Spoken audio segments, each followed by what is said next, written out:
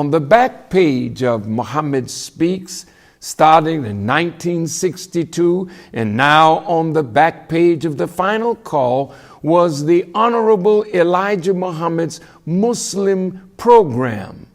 And the Honorable Elijah Muhammad said to me that what you find on that back page is the constitution of the Nation of Islam, what the Muslims want and what the Muslims believe.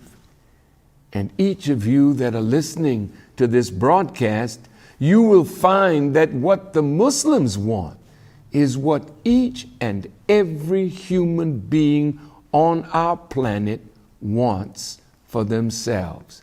The number one want. We want freedom, a full and complete freedom.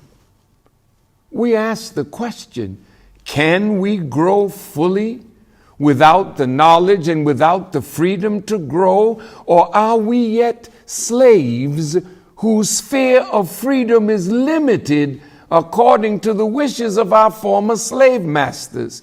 So if somebody can limit our growth, tell us how high we can rise, or stop us from rising, then we do not have a full and complete freedom.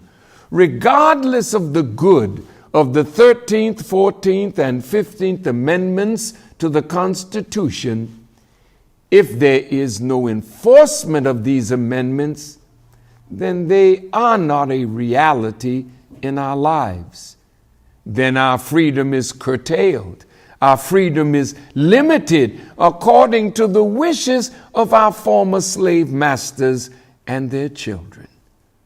The second point of the Muslim constitution or wants are, we want justice. We want equal justice under the law. We want justice applied equally to all, regardless of creed or class or color. Can we get that under the construct of what is defined as America, its laws, and the mentality and attitude of those who administrate those laws? Today, we cry out for justice. Today we seek justice applied equally to all, regardless of our creed or our class or our color. But do we have that? No, we don't have it. And the question you have to ask yourself, do you think we can ever get it under the present rulers and their system of governance? Number 3, we want equality of opportunity.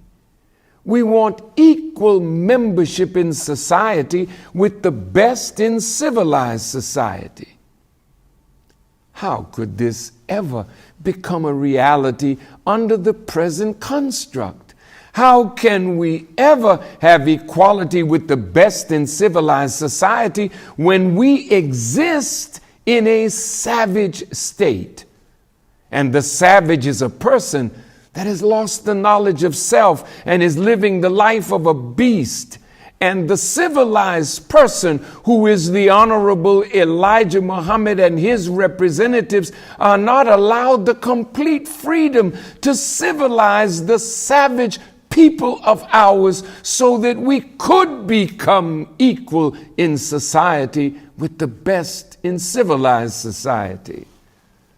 Since we cannot get freedom, justice, and equality in this society under this rule and under these rulers, then the Honorable Elijah Muhammad says in point number 4, we want our people in America whose parents or grandparents were descendants of slaves to be allowed to establish a separate state or territory of their own, either on this continent or elsewhere.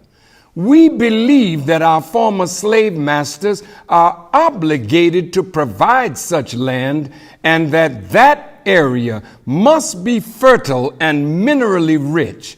We believe that our former slave masters are obligated to maintain and supply our needs in this separate territory for the next 20 to 25 years until we are able to produce and supply our own needs.